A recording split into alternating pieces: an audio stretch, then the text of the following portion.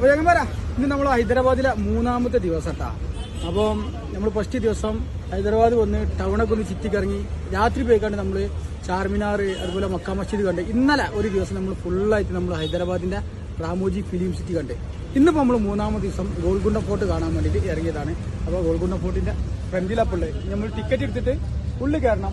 അപ്പോൾ ഞാൻ നേരത്തെ പറഞ്ഞു ഹൈദരാബാദിൽ വന്നു കഴിഞ്ഞാൽ നമ്മൾ തീർച്ചയായിട്ടും കാണേണ്ട ഒരു സ്ഥലമാണ് റാമോജി ഫിലിം സിറ്റി, അതുപോലെ തന്നെ ഈ ഒരു ഗോൾക്കൊണ്ടം ഫോർട്ട്.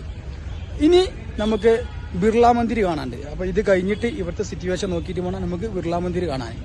അപ്പോൾ നമുക്ക് ഈ ഒരു ഗോൾക്കൊണ്ടം ഫോർട്ടിന്റെ ഫുള്ള് വീഡിയോ കണ്ടാലോ? ഓക്കെ. അപ്പോൾ നമ്മൾ ആളുകൾ ടിക്കറ്റ് എടുക്കാൻ വേണ്ടി പോയിട്ടുണ്ട്. അപ്പോൾ ടിക്കറ്റ് കൗണ്ടറിൽ പോയേക്കാം നമ്മൾ ആദ്യം.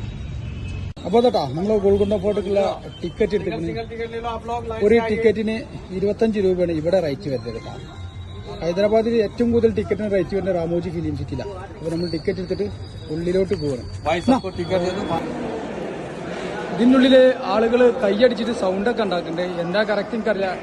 കൈയടിച്ചിട്ട് റിട്ടേൺ വരുന്നുണ്ട്. അതായിരിക്കും എന്ന് ഉദ്ദേശിക്കുന്നത്. എന്തായാലും സാധ്യം എന്ന് പറയാം. ഇതൊക്കെ അന്നത്തെ കാലത്തെ നിർമ്മിതം.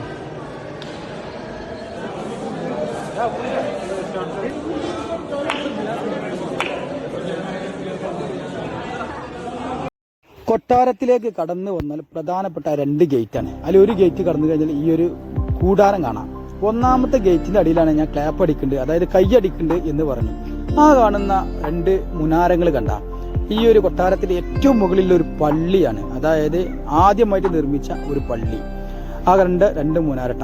അപ്പൊ അവിടെ രാജാവ് ഇരുന്ന് കഴിഞ്ഞാൽ കൊട്ടാരത്തിലേക്ക് ആരെങ്കിലും കയറി വരുന്നുണ്ടെങ്കിൽ ഈ ഒരു ഗേറ്റിന്റെ അടുത്തുള്ള ഭടന്മാര് ക്ലാപ്പ് അടിക്കുന്നു എന്ന് പറഞ്ഞു. 3 ക്ലാപ്പ് അടിക്കുന്ന പറഞ്ഞു. അതായത് രാജാവാണ് കടന്നു വരുന്നതെങ്കിൽ 1 ക്ലാപ്പ് അടിക്കും, ഭടന്മാരാണ് കടന്നു വരുന്നതെങ്കിൽ 2 ക്ലാപ്പ് അടിക്കും. അതുപോലെ തന്നെ കൊട്ടാരം ആക്രമിക്കാൻ മറ്റു പുറത്തുനിന്ന് ആളുകളാണ് വരുന്നതെങ്കിൽ 3 ക്ലാപ്പ് അടിക്കും എന്നാണ് പറയുന്നത്. അപ്പൊ രാജാവിന് ആ കാണുന്ന പള്ളിയിൽ ഇരുന്നാൽ ആരൊക്കെ ഇവിടേക്ക് കടന്നു വരുന്നുണ്ടെന്നുള്ളത് രാജാവിന് അറിയാം എന്നാണ് പറഞ്ഞിട്ടാ. ഈ ഒരു കൊട്ടാരത്തിലേക്ക് പ്രവേശന ഫീസ് നമ്മുടെ ഇന്ത്യക്കാർക്ക് 25 രൂപയും പുറത്തുള്ള ആൾക്കാർക്ക് 300 രൂപ. ഞാൻ ഈ കാണിക്കുന്ന ഭാഗം ഇതിന്റെ ജയിലറകളാട്ടാ. അന്നത്തെ കാലത്തെ ഈ ജയിലുകളാണ് ഈ കാണിക്കുന്നത്. അതുപോലെ തന്നെ ഇത് പൂർണ്ണമായിട്ടും ഈ ഒരു ഭാഗം ഫുള്ളായിട്ട് കല്ലുകൊണ്ടാട്ട നിർമ്മിച്ചിട്ടുള്ളത്. ഇതിന്റെ ഉള്ളിലോട്ടൊക്കെ നമ്മൾ കയറി ചെല്ലുമ്പോൾ ഓരോ ഹോളുകളും അതുപോലെ ഒരു ഗുഹമാരിയൊക്കെ നമുക്ക് കാണാൻ പറ്റുന്നുണ്ട്. നമുക്ക് ഉള്ളിലോട്ടൊക്കെ കയറി ഉള്ളിലോട്ടൊക്കെ പോകാൻ പറ്റും. അതുപോലെ തന്നെ ഈ ഒരു കരിങ്കൽ കൊട്ടാരത്തിന്റെ പണി തീരാൻ ഏകദേശം 65 വർഷക്കാലം എടുത്തിട്ടാണ് പണി തീർത്തിട്ടുള്ളത്. കുത്തുബുഷായി എന്ന അന്നത്തെ ഭരണാധികാരിയുടെ അവസാന കാലഘട്ടത്തിലാണ് ഇതിന്റെ പണി ഫുള്ളായിട്ട് തീർന്നിട്ടുള്ളത്.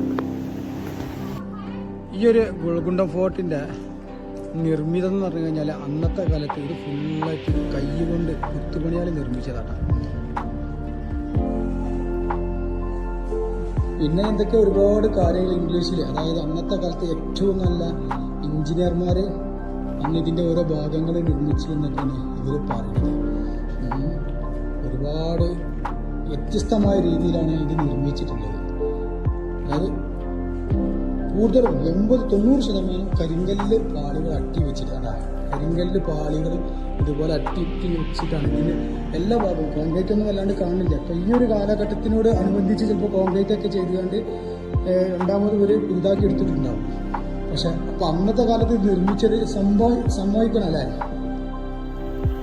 ഈ ഒരു ഗോൾക്കൊണ്ടം ഫോർട്ട് എന്ന് പറഞ്ഞാൽ ഉരുണ്ട കല്ലിൽ നിർമ്മിച്ചിന എന്ന് പറഞ്ഞത്. അതായത് ഉരുണ്ട കല്ലിൽ നിർമ്മിച്ച ഒരു കൊട്ടാരം ഫുള്ളായിട്ട്, അതായത് കരിങ്കല്ല് കൊണ്ടാണ് നിർമ്മിച്ചത്. ചെറിയ ചെറിയ ഓട്ടകളൊക്കെ കണ്ടില്ലേ, അന്ന് ഒളിത്താവളങ്ങളാണ് ഇതൊക്കെ. അതുപോലെ തന്നെ മറ്റുള്ള കൊട്ടാരങ്ങളിൽ നിന്ന് ഇതിനൊരു പ്രത്യേകത കൂടിയുണ്ട്. അതായത് മുകളിൽ നിന്ന് താഴോട്ട് നിർമ്മിച്ച ഒരു കൊട്ടാരമാണ്. നമ്മൾ സാധാരണ വീട് പണിയുമ്പോൾ താഴെ നിന്ന് മുകളിലോട്ടാണ് പോകല്, പക്ഷെ ഇത് മുകളിൽ നിന്ന് താഴോട്ട് നിർമ്മിച്ചതാണ്. അതുപോലെ തന്നെ ഇതിന്റെ ഏറ്റവും മുകളിൽ ഒരു പള്ളിയും 2ാമത്തെ തട്ടിൽ ഒരു ദുർഗാദേവി ക്ഷേത്രവും സ്ഥിതി ചെയ്യുന്നുണ്ടാണ്. നമ്മൾ അങ്ങോട്ടൊക്കെ പോകണ്ടേ, ഏതായാലും കാണിച്ചു തരാം.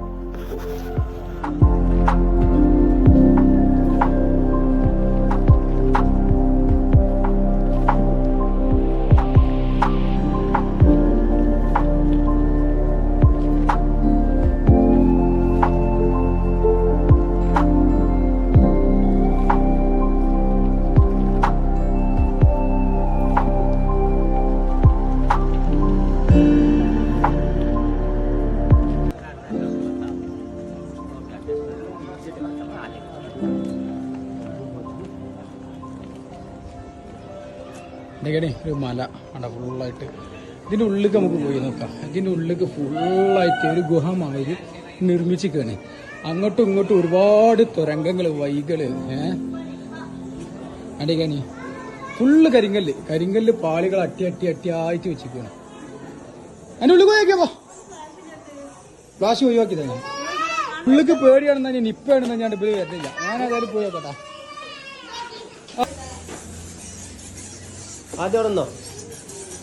ഉള്ളിക്ക് പോണതിനനുസരിച്ച് പേടിയായിട്ടല്ലേ.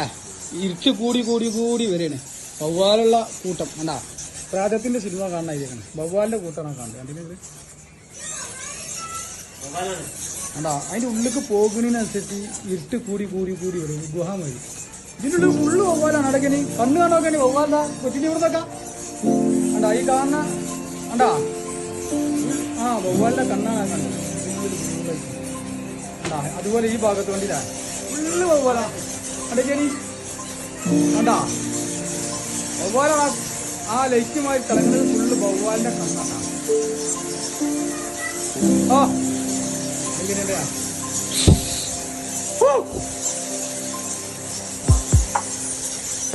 ഇതിക്ക് പോകുന്നതിനനുസരിച്ച് പേടിയാവില്ല. നമ്മള് ഈ ഒരു ഭാഗം അങ്ങോട്ട് നമ്മള് നന്നാകും.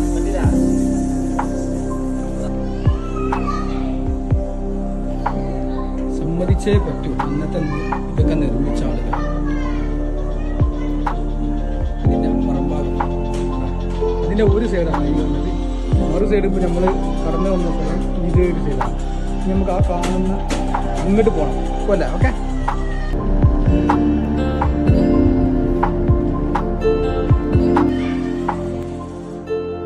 നമ്മള് കൊട്ടാരത്തിന്റെ മുകളിലോട്ട് കയറി പോകണ്ട. ഏകദേശം പൈതി എത്തിയപ്പോൾ ഹൈദരാബാദി സിറ്റി കാണാൻ തുടങ്ങി. ഇതിന്റെ മുകളിൽ കയറി കഴിഞ്ഞാൽ ഹൈദരാബാദ് സിറ്റി മൊത്തം കാണാം. നമ്മളിപ്പോൾ കയറി വന്ന സ്ഥലമാണ് ആ കാണുന്ന കോണിപ്പടി. ഒരുപാട് ആളുകൾ അതങ്ങനെ കയറി വരുന്നത്. അവിടുന്ന് ഇതുവഴി ഇങ്ങനെ മുകളിലോട്ട് കയറി പോകണം. ഒരുപാട് ആളുകൾ കയറി പോകുന്നുണ്ട്. ഒരുപാട് ആളുകൾ ഇറങ്ങി വരുന്നുണ്ട്. കുറെ ആളുകൾ ഇവിടെ ഇരിക്കുന്നുണ്ട് കേട്ടോ.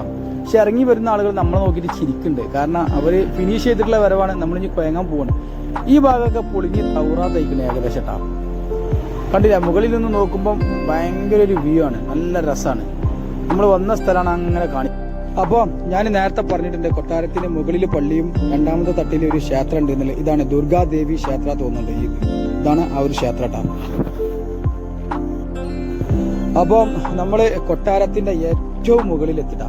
ഇതാണ് പള്ളി. അതായത് നമ്മൾ അടിയിന്ന് കണ്ടപ്പോൾ 2 മുനാരുണ്ട് തന്നില്ലേ, ആ ഒരു പള്ളിയാണിത്. ഇതിന്റെ നേരെ അടിഭാഗത്തായിട്ടാണ് ഞാൻ നേരത്തെ പറഞ്ഞ അമ്പലം. അതായത് ഈ ഒരു മരത്തിന്റെ ഉള്ളിലായിട്ടാണ് ദുർഗാദേവി ക്ഷേത്രം ഉണ്ട്. ഇത് ഇവിടുത്തെ പള്ളിയാണ് കേട്ടാ. നമ്മൾ അടിയിൽ നിന്ന് കണ്ട ആ ഒരു പള്ളി. നമ്മളിപ്പോ ഏറ്റവും മുകളിലെത്തി. ഇനി നല്ലൊരു കാഴ്ച ഞാൻ കാണിച്ചു തരാം. അടിഭാഗത്തേക്ക് നല്ലൊരു കാഴ്ച. അയ്യവാ അവിടെ നോക്കുകയാണെങ്കിൽ നമ്മൾ എവിടുന്ന കയറി വന്ന് നോക്കുകയാണെങ്കിൽ ഏറ്റവും ലാസ്റ്റാണ് ആ കാണുന്നത്. ഏറ്റവും ലാസ്റ്റ്. ഇവിടുന്ന് ഹൈദരാബാദ് സിറ്റി മൊത്തം കാണില്ലേ. അതൊക്കെയാണ് ഒരു രക്ഷയില്ല മക്കളെ. ഒന്ന് കണ്ടോളി ഇതൊക്കെ. എങ്ങനെയുണ്ട്? ഒരു പൊളി കാഴ്ച അല്ലേ? ഹൈദരാബാദ് സിറ്റി മൊത്തത്തിൽ ഇതിന്റെ മേലിന് നമുക്ക് കാണാൻ പറ്റൂട്ടാ. ഞാൻ നിങ്ങളോട് വീണ്ടും പറയാണ്, ഒരു തവണയെങ്കിലും ഇതൊക്കെ വന്ന് കാണണം. നമുക്ക് എല്ലാ ഭാഗവും മൊബൈലിൽ പകർത്താൻ പറ്റൂല.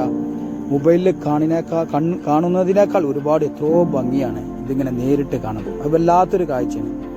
അപ്പൊ തീർച്ചയായിട്ടും ഒരു തവണ നിങ്ങൾ ഹൈദരാബാദ് ഒന്ന് കാണണം.